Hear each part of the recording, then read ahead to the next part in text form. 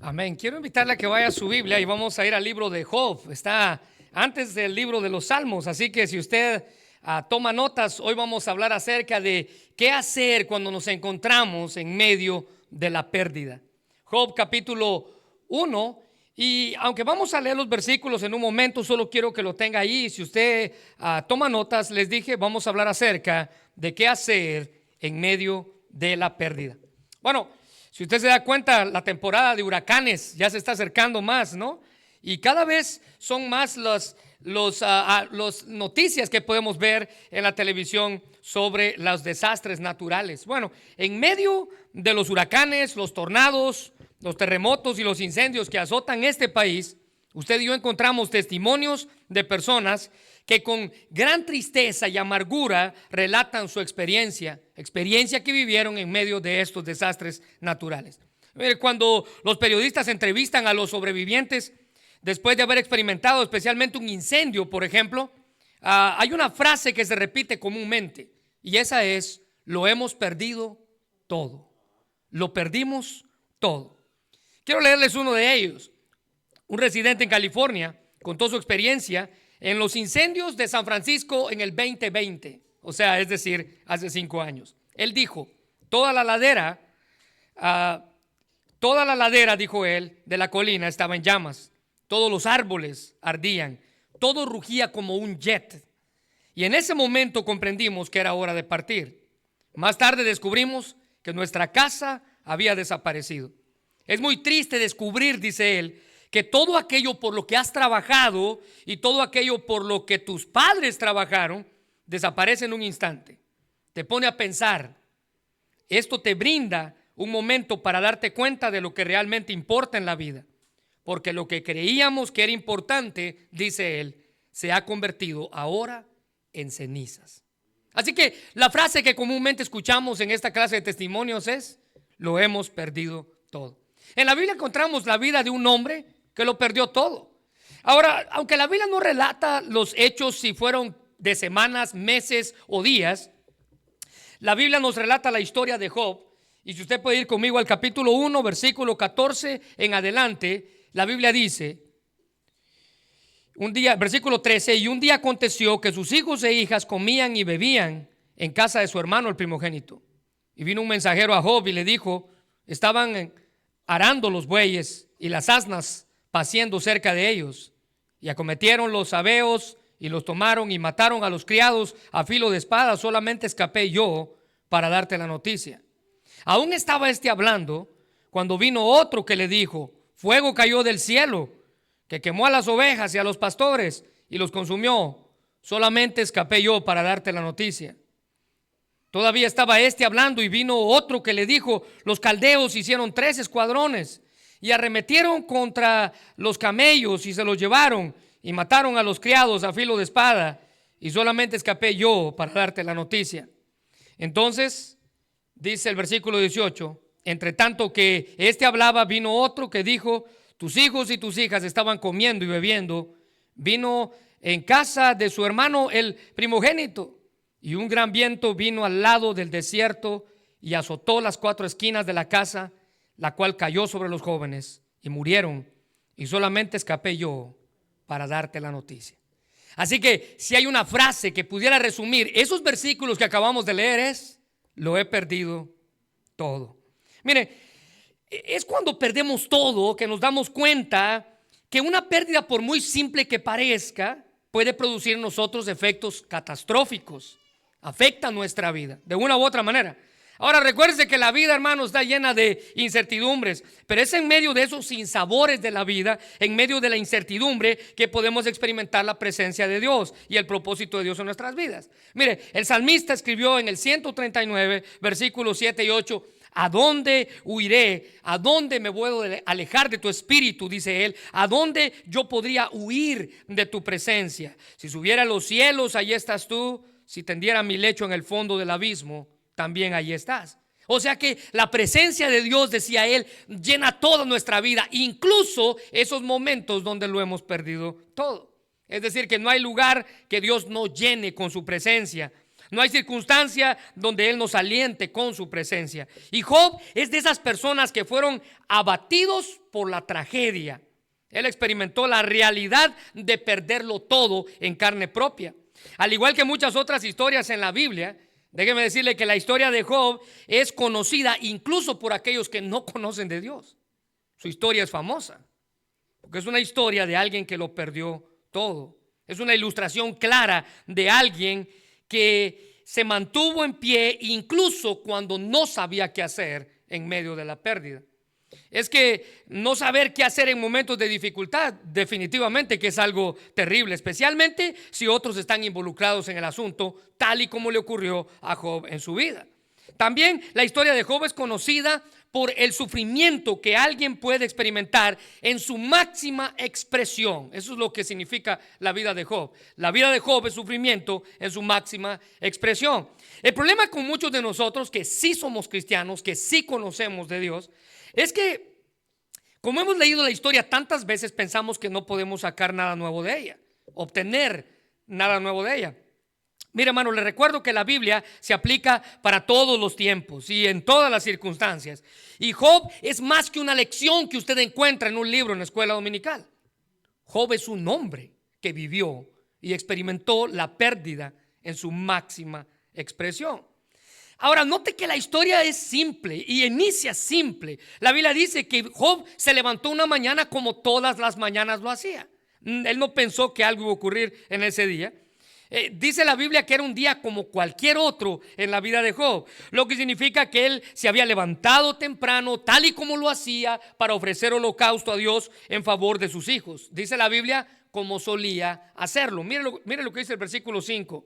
Y acontecía que habiendo pasado en turno los días del convite, Job enviaba y lo santificaba, y se levantaba de mañana y ofrecía holocausto conforme al número de todos sus hijos, porque decía Job: quizás habrá pecado mis hijos y habrán blasfemado contra Dios en sus corazones. De esta manera hacía, subraya esto, todos los días. Un día como cualquiera. Él se levantó, hizo lo que tenía que hacer, oraba por sus hijos. Eso significa que presentaba sacrificio por ellas. Y no solamente eso, dice la Biblia que él dirigió sus negocios como lo hacía de costumbre. Les dio instrucciones a sus siervos: hoy vamos a hacer esto, hoy vamos a hacer lo otro. Comió con su esposa al desayuno.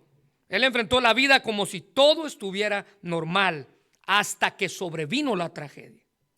La primera oleada, ya lo leímos, fue difícil. Dice el versículo 14 y 15, si me permite volver a leerlo, dice que vino un mensajero y le dijo: mira, estaban arando los bueyes y las asnas, versículo 15, y acometieron los sabeos y los tomaron y mataron a los criados a filo de espada. Solamente escapé yo para darte la noticia. La primera oleada fue difícil. Ahora, es fácil para nosotros pensar y decir: bueno, pero si le mataron unos animales nada más, ¿qué malo puede ser eso? Él perdió solamente animales que se pueden volver a recuperar. Bueno, hermano, le recuerdo que para entender una historia bíblica, primero tenemos que entenderla en el contexto en el que la historia fue escrita. Y en aquel tiempo, los bueyes y las asnas eran las máquinas industriales que usted y yo hoy conocemos. Eran los tractores que usted y yo hoy conocemos. En aquel tiempo eran la fuerza de trabajo laboral. Así que eran necesarios los asnos y los bueyes para arar las tierras, para arar los campos, para realizar otras labores de agricultura importantes. O sea, ¿qué significa? Que perder un animal de esos era como perder un tractor en nuestros días, un camión de carga. Pero no solo fueron animales. Recuérdense que dice la Biblia que vinieron asaltantes y asesinaron a los criados de Job, personas de confianza de Job, amigos queridos de Job. Quizás muchos de ellos nacieron en su casa y se criaron en su casa. Ahora, la segunda y la tercera oleada fueron iguales de trágicas. Dice el versículo 16, si me permite leerlo: y estaba hablando cuando vino otro que le dijo: mira, fuego cayó del cielo y mató a los pastores y a las ovejas. Los consumió. Solamente escapé yo para darte la noticia. Segunda, ahora vea la tercera oleada. Todavía estaba hablando, dice el versículo 17, cuando dice: los caldeos hicieron 3 escuadrones y arremetieron contra los camellos. Se los llevaron, mataron a más criados. Solamente escapé yo para darte la noticia. Una vez más, la pérdida fue trágica. Los criados, las personas allegadas a Job, ellos veían a Job como un amo, pero como un proveedor, como un amo y como un proveedor. Pero ahora habían sido asesinados, pero también las ovejas y los camellos. Mire, en aquella época, escuche bien, vuelvo a repetir, podemos pensar y decir, pero si solo les mataron unas ovejas. Bueno, en aquella época, hermanos, los rebaños de ovejas no eran mascotas o simplemente ganancia que usted podía tener en su casa. Representaba la herencia generacional. Es decir, si yo tenía un buen rebaño de ovejas, no solamente yo iba a vivir de él, sino mis hijos y los hijos de mis hijos. Si el rebaño era sano y se multiplicaba sanamente, todos iban a poder vivir de él. Era como si todo por lo que Job había trabajado ahora se había esfumado. Mire, pongámonos un minuto en los zapatos de Job. Le quiero hacer una pregunta. ¿Cómo hubiera reaccionado usted ante tanta pérdida? Sus amigos, sus trabajadores, su sustento destruido, su seguridad económica en ruinas. Pero la desgracia más grande estaba por venir. Dice la Biblia que la cuarta oleada fue la peor de todas. Capítulo 1 del versículo 18 dice: y cuando éste estaba hablando, vino otro que le dijo, escuche bien, tus hijos y tus hijas estaban conviviendo en la casa del primogénito. Versículo 19, vino un viento del lado del desierto, azotó contra la casa, cayó sobre los jóvenes. Solamente escapé yo para darte la noticia. Mire, cualquiera que ha perdido a un hijo sabe que es un dolor inimaginable, inexplicable. Es un dolor que no se puede sobrepasar en cierto tiempo. Es un dolor que se vive. Yo he hablado con personas que han perdido hijos. Dice que ellos no, hay lugares donde ellos no pueden pasar porque el recuerdo los mata. Entonces, el que ha perdido un hijo sabe el dolor que esto significa. Job perdió no solamente uno, a 10, todos en un mismo instante. Mire, un escritor decía lo siguiente: debió haber sentido, hablando de Job, este escritor decía, debió haber sentido como si su propio corazón hubiera quedado aplastado debajo de aquella casa derribada. Job, dice este hombre, entendía de la incertidumbre y de la tragedia. Y es ahí, mire, donde surge, al ver estas 4 oleadas de la vida de Job, de su pérdida, ¿qué hacemos en medio de la pérdida? Es ahí donde surge la pregunta que todos nos hacemos cuando experimentamos pérdida o tragedia. ¿Sabe cuál es? ¿Por qué? ¿Por qué? Todos respondemos a la tragedia de diferentes maneras. Muchos insultan y maldicen, otros se enfurecen haciendo rabietas contra Dios, incluso contra otros. Otras personas caen de rodillas llenas de dolor o se aíslan, se apartan de los demás. Otras tratan de ignorar el problema negando la seriedad del asunto. Les dije, todos enfrentamos la pérdida de diferentes maneras. Pero la realidad del asunto es que no importa cuál sea su reacción, al final usted termina haciéndose la misma pregunta. ¿Por qué? ¿Por qué? Bueno, la Biblia, hermanos, nos da consejos prácticos de qué podemos hacer cuando experimentamos cualquier clase de pérdida, sea material, sea de vida, sea de salud, cualquier clase de pérdida. Así que dejemos que la historia de Job nos dé el secreto para permanecer de pie en medio de la adversidad. Mire, ¿sabe qué la Biblia nos aconseja en primer lugar? El primer consejo que la Biblia nos da es: permita que Dios lo consuele. Permita que Dios lo consuele. Él es el único que puede darnos el consuelo que necesitamos en medio de la adversidad. En la época de la pérdida, cuando nuestra mayor necesidad es el consuelo, permita que Dios lo consuele. Dios llena nuestras vidas. Cuando Job sufrió la pérdida de todo lo que él tenía, 3 de sus amigos llegaron a consolarlo. ¿Se recuerda? Dice el capítulo 2 de Job, versículo 11, 3 amigos de Job se enteraron de todo el mal que le había sobrevenido y de cómo, de común acuerdo, dice la Biblia, salieron de sus respectivos lugares para ir juntos a expresarle a Job sus condolencias y su consuelo. Subraya esto, su consuelo. Ellos eran Elifaz de Temnán, Bildad de Súa y Zofar de Namat. Ahora, es bueno tener gente a nuestro alrededor que pueda darnos consuelo. Es bueno contar con personas quienes nos podamos sentir de apoyo moral, espiritual y en muchas ocasiones de apoyo económico. Pero los amigos de Job fracasaron, dice la Biblia, en su labor. Al igual que en muchas ocasiones nuestros amigos también fracasan en la labor de consolarnos. El consuelo viene de Dios. El consuelo viene de Dios. Dice la Biblia en Job capítulo 21 versículo 34. Vea cómo Job responde al consuelo de sus amigos. ¿Cómo podrán consolarme? Dice él. Sus frases huecas, sin sentido. Todas sus explicaciones son mentiras. Porque si se recuerda, los amigos estaban tratando de buscar una explicación humana a lo que le estaba pasando a Job. Ellos estaban razonando en la lógica. Bueno, tú estás así porque estás en pecado. O sea, ¿se da cuenta? Y ahora, no los podemos culpar. Ellos estaban razonando en la lógica. Tú estás así porque estás en pecado. Según la tradición judía, cuando una persona experimentaba un mal tan terrible como, vamos a poner un ejemplo, perder un rebaño de ovejas, era porque Dios lo estaba castigando, porque estaba en pecado. Ahora Job no solamente perdió ovejas, perdió criados, perdió camellos, perdió hijos. Entonces la conclusión de estos hombres era lógica.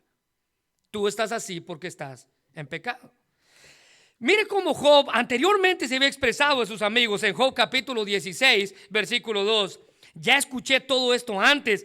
¿Qué consejeros tan miserables son ustedes? Les dice. Y aunque pudiera resultar grosero de parte de Job, la verdad es que podemos entender el sentimiento que él tenía de haberlo perdido todo y estos hombres tratando de justificar su mal. Mire, al final de su vida dice la Biblia que fue Dios quien le dio el consuelo que necesitaba para enfrentar los hechos y sentirse tranquilo de que Dios estaba en control de la situación. Dios le dio la clase de consuelo que nos da lecciones, que nos ayuda a profundizar en nuestra fe. El Salmo 71, 21 dice: acrecentarás mi honor y volverás a consolarme. Note la frase volverás a consolarme. ¿Qué significa eso? Que Dios lo hace una y otra y otra y otra y otra y otra vez. Para el salmista, Dios era quien le daba el honor delante de los hombres, pero le daba consuelo en la privacidad de su vida.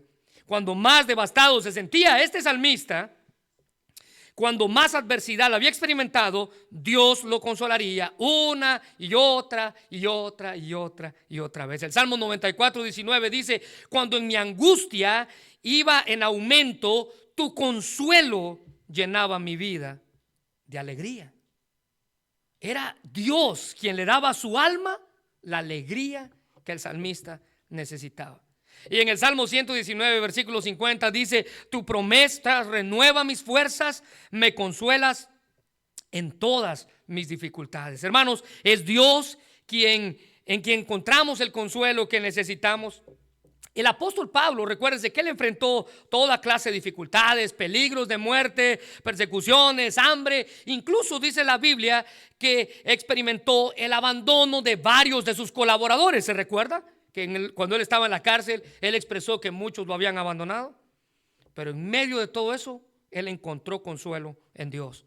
En 2 Corintios 1:3 él dice: toda alabanza sea para Dios, el Padre de nuestro Señor Jesucristo. Ahora note esta última frase: Dios es nuestro Padre misericordioso, y subraya esto, la fuente de todo consuelo. Permita que Dios lo consuele. Muchos piensan que cuando Dios nos consuela, escuche bien, porque esta es una manera equivocada de pensar acerca del consuelo de Dios. Porque hay gente que piensa que cuando Dios nos consuela, nuestras aflicciones desaparecen. No sé si usted pensaba eso, pero así no es como funciona. Mire, si eso fuera verdad, le aseguro que la gente buscara de Dios no por conocer a Dios, sino porque sus aflicciones desaparezcan. Mire, usted debe de entender que en la Biblia el consolar significa recibir fortaleza, ánimo y esperanza. Déjeme repetir eso. En la Biblia, consolar significa recibir fortaleza, ánimo y esperanza para hacerle frente a las aflicciones. No es que las aflicciones se vayan de usted, no. Usted tiene la fortaleza, el ánimo y la esperanza. Es decir, que cuanto más sufrimos, más consolados somos por Dios. Vean el versículo que acabamos de leer ahí. Dice la Biblia en 2 Corintios: la fuente de todo consuelo. La fuente de todo consuelo. En el griego esta palabra tiene la connotación de fortalecer al hombre. no de librarlo de sus aflicciones. Es más que sencillamente suavizar la herida, dice el apóstol Pablo. La consolación nos fortalece y nos ayuda a aguantar y a sobresalir en aflicción. Mire, si usted se siente abrumado, permita que Dios lo consuele tanto como Él puede hacerlo, de la manera que Él sabe cómo hacerlo. Recuerde que cada problema que enfrenta luego se convertirá en una oportunidad para servir a otras personas para que tal vez están pasando por la misma aflicción que usted pasó. Mire lo que dice 2 Corintios 13:11. Por lo demás, hermanos, tened gozo, perfeccionaos, consolados, sed de un mismo sentir, vivir en paz, y el Dios de paz y de amor estará con vosotros. Mire, la razón por la que Dios es un consuelo para nosotros en el tiempo de la pérdida es porque Él es lo único que usted y yo no podemos perder. ¿Se recuerda la frase? Lo he perdido todo. Mire, Dios es lo único que usted no puede perder cuando usted lo pierde todo. Es esa luz de esperanza en medio de la oscuridad de la pérdida la que nos permite reconocer a Dios, que Él es lo único que usted y yo no podemos perder. Él es lo único que usted y yo no podemos perder. Miren lo que dice Hebreos capítulo 13 versículo 5. Porque Dios dijo: nunca te abandonaré ni te dejaré. Nunca. Él es lo único que no podemos perder. Ahora, note en segundo lugar. Según la historia de Job, en segundo lugar, el consejo para nosotros de qué hacer en medio de la pérdida es: permita que Dios lo restaure. Permita que Dios lo restaure. Fue Dios quien restauró a Job en medio de su pena. Dios lo puso de pie cuando estaba en el suelo, cuando sus amigos lo señalaron diciendo: mira, tú estás así por la maldad que estás haciendo. Cuando su esposa le lanzó aquellas palabras que se clavaron como un cuchillo en su corazón y en su mente. Job capítulo 2 versículo 9. Entonces la mujer le dijo: ¿aún retienes tu integridad? Maldice a Dios y muérete. Mire, esas palabras se clavaron como un cuchillo en su corazón. Una expresión fuerte, dicha por alguien que según lo amaba. Imagínense, ¿qué le hubiera dicho si lo odiara? Esto se lo dijo a alguien que según lo amaba. Pero aún en medio de esas expresiones huecas y sin sentido, Job, adivine que sí mantuvo su integridad. Su mujer le dijo: ¿aún retienes tu integridad? Y la respuesta es sí. Job mantuvo su integridad, decidió vivir de acuerdo al parámetro de Dios. Su fe se fortaleció y sabía que Dios tenía algo grande preparado para él. En Job capítulo 19 versículo 25 y 27, vea las palabras de un hombre que estaba en medio de la pérdida. Yo sé, dice él, que mi Redentor vive. Y note que la palabra Redentor está escrita con R mayúscula, un adjetivo calificativo para Dios. Mi Redentor vive. Al fin se levantará sobre el polvo, y después de deshecha esta mi piel, en mi carne de ver a Dios. Versículo 27, al cual veré por mí mismo, y mis ojos lo verán, y no otro, aunque mi corazón desfallece dentro de mí. En el corazón mismo de Job estaba la esencia de lo que él creía. Mi Redentor vive. Y de esta afirmación es la esencia del libro. Esta afirmación de confianza. Yo sé que mi Redentor vive. Mire, en el antiguo Israel, un redentor era un miembro de la familia que liberaba a un esclavo, o que lo hacía, o que liberaba la carga de la viuda. Era alguien que alivianaba la carga de otra persona. Job tenía la certeza que Dios lo iba a restaurar donde estuviera y cómo estuviera. Así como Dios puede restaurarnos a pesar de nuestras pérdidas. Así como Dios puede restaurarnos a pesar de nuestras pérdidas.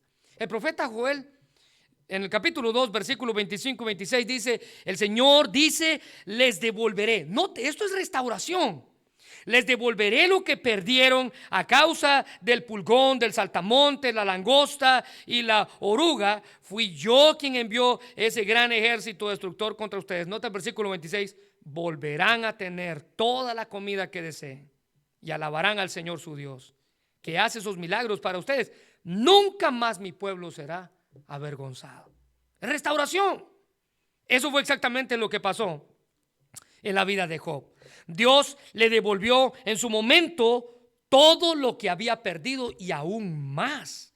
La restauración de Job es un ejemplo de la fidelidad de Dios y de su poder para transformar situaciones difíciles en bendiciones. Mire lo que dice Job capítulo 42 versículo 10. Y el Señor, esta es la Biblia de las Américas, Job 42, 10. Y el Señor restauró, dice la Biblia, el bienestar de Job cuando éste oró por sus amigos. Y el Señor aumentó al doble todo lo que Job había poseído. Todo. Dios lo restauró, Dios aumentó. El comentarista Matthew Henry dice que Dios duplicó las posesiones de Job y podemos perder mucho para el Señor, dice este hombre, pero no perderemos nada por él.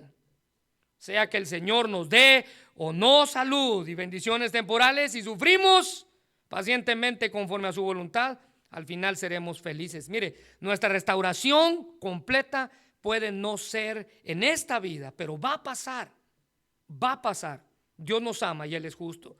No solo restaurará lo que hemos perdido injustamente, sino que nos dará más, dice la Biblia, de lo que hemos perdido.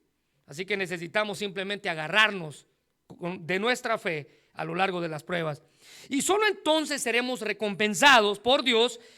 Es importante notar, escuche bien, que Job tuvo que pasar un proceso de purificación y arrepentimiento para ser restaurado. En Job capítulo 42 versículos 5 y 6, él dijo: de oídas te había oído, mas ahora mis ojos te ven.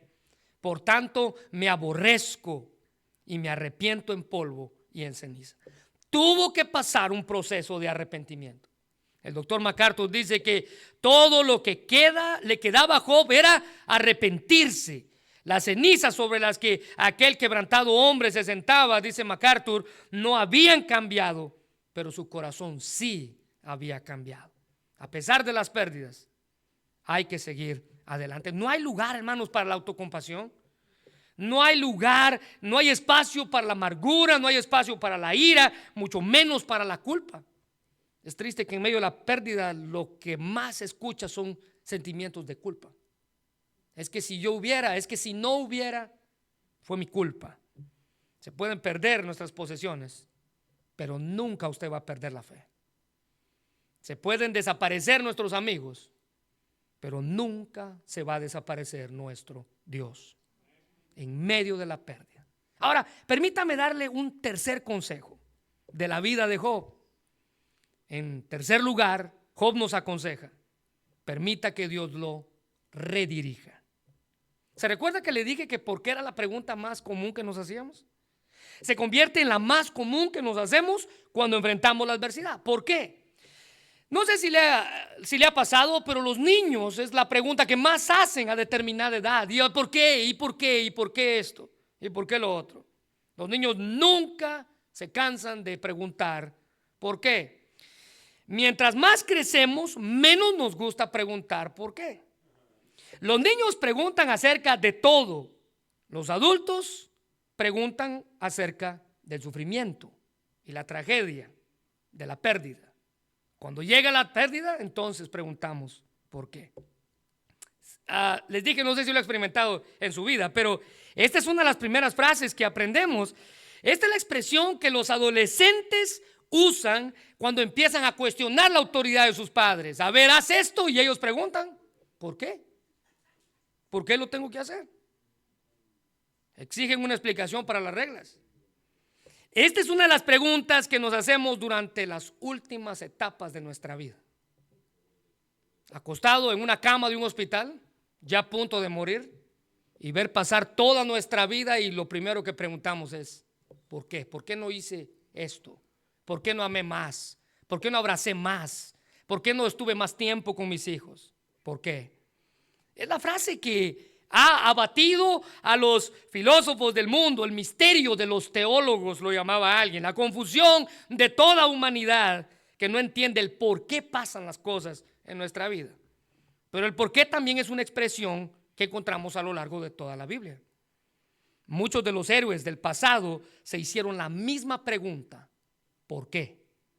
Mire, Moisés la hizo cuando no entendía el propósito de Dios de enviarlo a Israel para que lo rescatara. Dice la Biblia en Éxodo capítulo 5, 22. Entonces Moisés se volvió a Jehová y dijo: Señor, ¿por qué?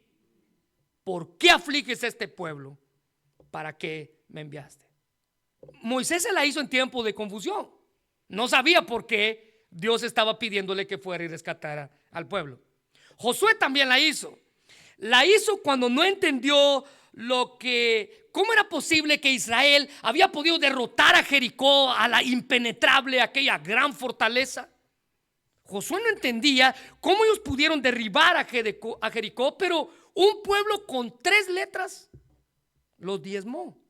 Ai, H-A-I, 3 letras. Dice Josué capítulo 7, versículo 7. Y Josué dijo: Señor Jehová, ¿por qué hiciste pasar a este pueblo el Jordán para entregarnos en manos de los amorreos para que nos destruyan? Ojalá hubiéramos quedado del otro lado del Jordán. Y no solamente eso, fue tema y ha sido tema de los salmistas. El salmista hizo la misma pregunta cuando estaba confundido y preocupado por sentirse alejado de Dios. En el Salmo 42:5 dice: ¿por qué te abates, oh alma mía, y te turbas dentro de mí? Isaías el profeta la hizo cuando no entendió lo que Dios estaba haciendo con el pueblo. Entonces se le ocurrió tratar de cuestionar a Dios por las obras que Dios estaba haciendo. Isaías 63:17, él preguntó: ¿por qué, oh Jehová, nos has hecho errar en tus caminos y endureciste nuestro corazón con tu temor? Jeremías el profeta también se lamentaba por la condición en la que el pueblo se encontraba, y él también preguntó: ¿por qué? Señor, ¿has rechazado por completo a Judá? ¿Verdaderamente odias a Jerusalén? ¿Por qué nos has herido sin la menor esperanza de recuperarnos? Y si se recuerda, nuestro Señor Jesucristo también pronunció la misma pregunta desde la cruz cuando se sintió abandonado por el Padre. En Mateo 27:46, cerca de la hora novena, Jesús clamó a gran voz diciendo: Elí, Elí, lama sabactani. Esto es: Dios mío, ¿por qué me has desamparado? Muy bien, preguntamos por qué en las cosas que no entendemos o que no podemos explicar. Esa es la realidad del asunto. Pero la pérdida y el dolor que experimentamos nos impacta y necesitamos no solamente preguntar por qué, necesitamos redirigir nuestra vida a Cristo. Job lo hizo. Redirigió su vida a Cristo. El caos y la incertidumbre de Job, lo que él experimentó, también le dieron lugar a muchas preguntas que salieron de sus labios, y la mayoría de ellas iban dirigidas a Dios. Mire, siempre lo he dicho aquí, no está mal dirigir nuestras preguntas a Dios, no está mal preguntar en forma de buscar una explicación, pero lo que mejor pudiéramos hacer es redirigir nuestra vida a Dios, no solamente preguntarle por qué. Cuando nos preguntamos el porqué de las cosas, tendemos a perder de vista a Cristo. Quitamos nuestros ojos de Él y los ponemos en las circunstancias. Perdemos de vista, hermanos, lo que verdaderamente importa, y como consecuencia de ello comenzamos a hundirnos. ¿Se recuerda el apóstol Pedro? Experimentó eso en su propia vida. Cuando en medio de la confusión y del temor de ver a Jesús caminando sobre las aguas, dice la Biblia que todos pensaron que era un fantasma. Jesús, aunque le hace una invitación a Pedro, la misma invitación nos hace a nosotros también. Aunque el terreno no sea seguro, le dice Jesús. Ahora, ¿cuál fue el problema con el apóstol Pedro? Simple: perdió la dirección. Necesitaba ser redirigido. Jesús le hace la invitación para que él vaya hacia él, pero Pedro perdió su vista. Dice Mateo capítulo 14, y quiero que subraye algo importante en su mente aquí, en el versículo 29 y 30. Y él le dijo: ven. Ahora note esto: y descendiendo Pedro de la barca, andaba sobre las aguas. Eso quiere decir que dio ciertos pasos. Andaba sobre las aguas para ir a Jesús. Versículo 30.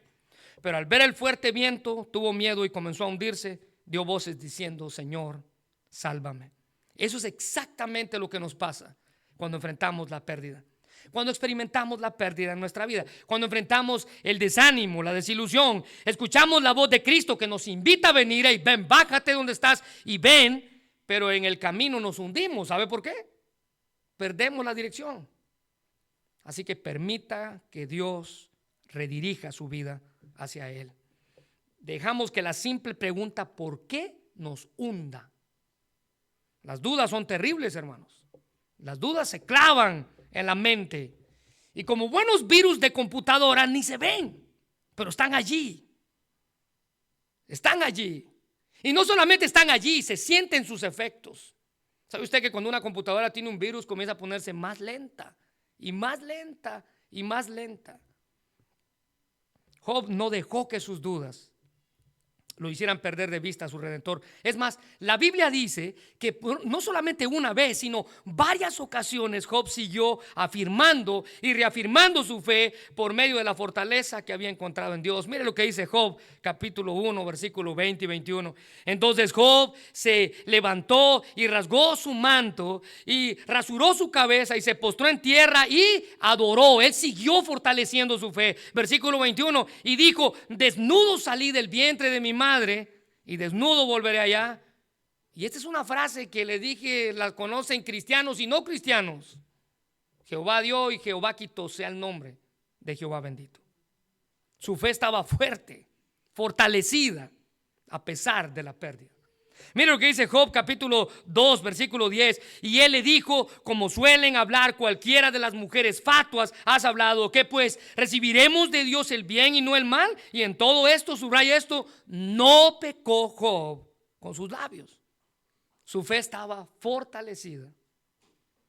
Vea Job capítulo 13 versículo 15. He aquí, aunque él me matare. Note que son las palabras de alguien que lo había perdido todo.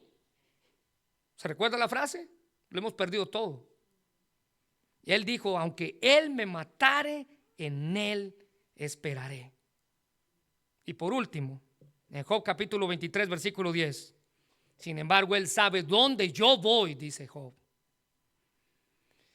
Y cuando me ponga a prueba, saldré más puro como el oro.